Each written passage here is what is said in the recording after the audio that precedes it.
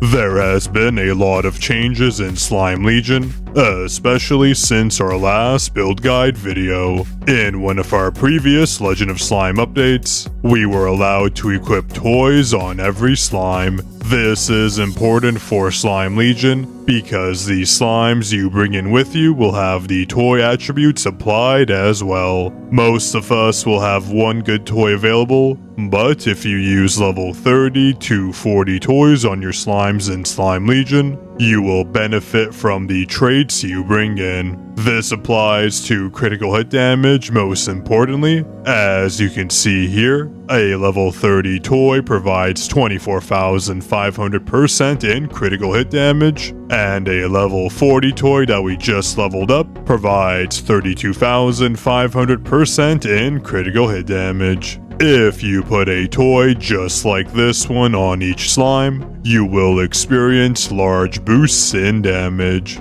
When we consider our critical hit damage is around the 300,000% mark, this would mean each toy we bring in will provide a 10% boost, but it will be a diminished boost per additional toy after the first. Since we have 9 slimes, this will essentially allow us to double our critical hit damage. This does help immensely when doing Slime Legion dungeon runs. And let's move on to our relics, where we start off with ancient coins. This is because our usual choice of pottery will not work in Slime Legion, as we have no companions arriving with us. So having ancient coins for the magic coin skill cast is currently our best option. Next up we have opal. This is because we don't see a strong enough benefit from our usual ruby choice. Surprisingly, slimy press is an extremely strong AoE skill in Slime Legion, so you'll definitely notice a benefit when you switch to it. For our figurine, take slime figurine, since this is the only figurine to potentially work in Slime Legion.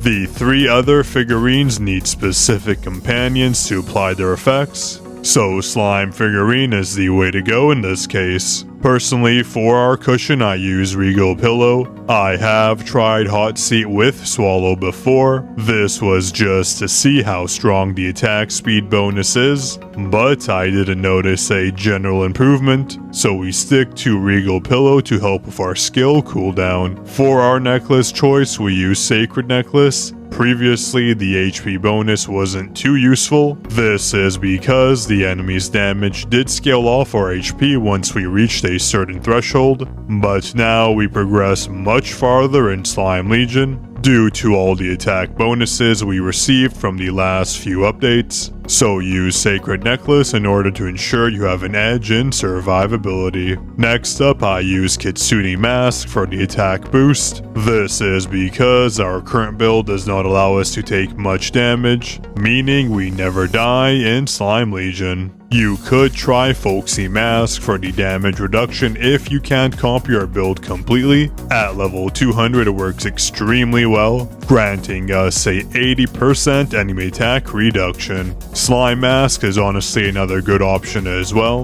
A 3000% bonus to your HP will ensure you survive longer if you want to go the survivability route. I would suggest testing both masks out, since the result will be different for everyone. This is based on your HP values and Slime Legion stage number. And lastly, Tome of Disorder for our book relic. Right now, this is the only book relic that you should be using. No other book relics are currently viable. For your traits, if you haven't chosen them already, I do recommend at least one vampire trait. The vampire synergy is extremely useful, since the 5% HP regen does provide more utility than ghost. At least this is in my opinion, where the 10% HP and evasion boost just don't feel very substantial. And of course, your other 4 traits should be Orange Hydra traits for that 30% attack bonus.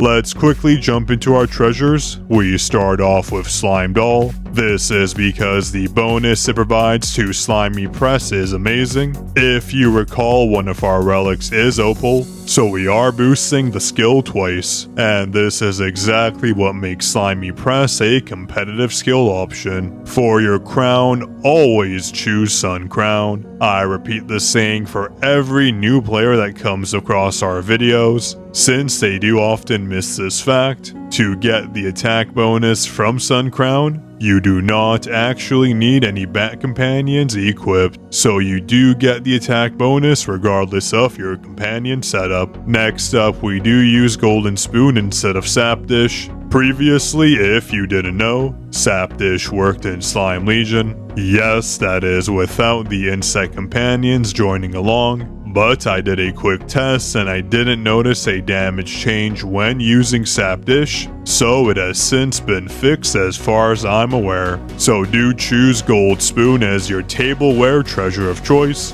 and for your plant just stick with Flexible Bamboo for the added HP bonus.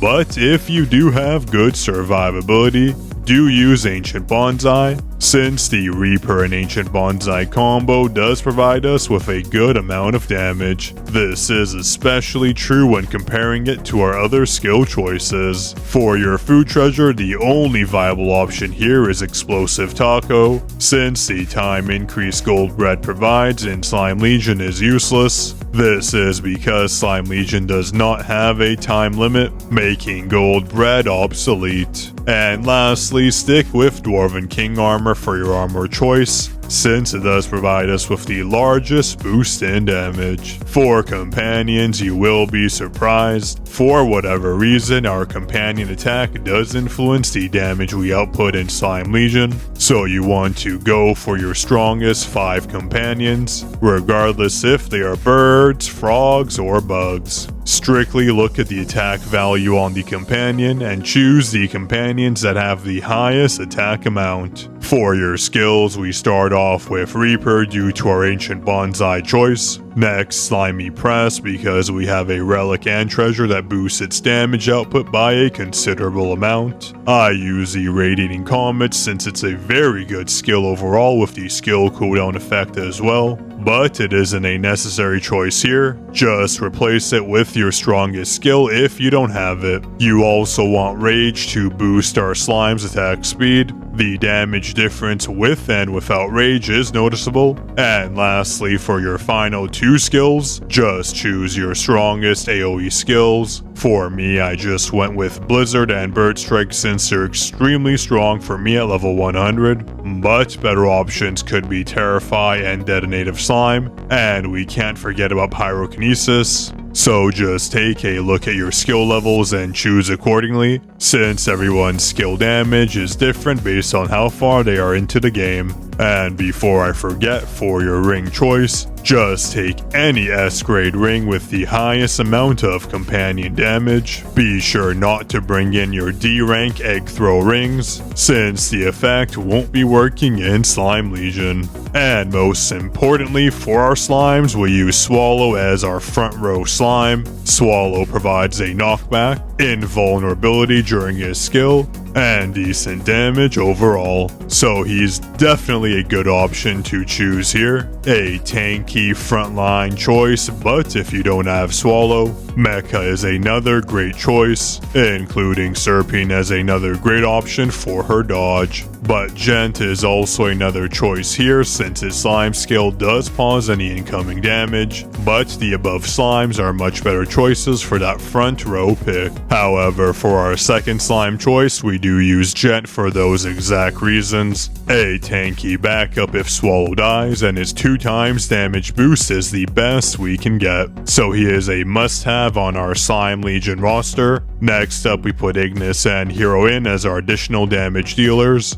and Bunny in the middle of our lineup for both some damage and knockback utility. Bunny is placed in the middle so enemies are knocked back far enough, but not too far to miss out on potential damage. After Bunny, we use Miner, Ghost, and Kroby as our damage dealer slimes. Ghost is a fantastic choice for this since their slime skill scales extremely well in Slime Legion. I highly recommend trying out Ghost if you haven't already on your team. You will notice the difference in damage. And lastly, we use Ostion in the very back. This is to allow his knockback to push the enemies out far enough, but just like Bunny, not too far where we end up having to chase the enemies down. When we do chase enemies down, we do miss out on attacks and in turn damage. As you can see, the slime choices we have here synergize extremely well in this test battle. The enemies hardly have a chance to make contact, and our knockbacks aren't sending them flying back too far where we do need to chase them down. Anyways, that was it for today's video.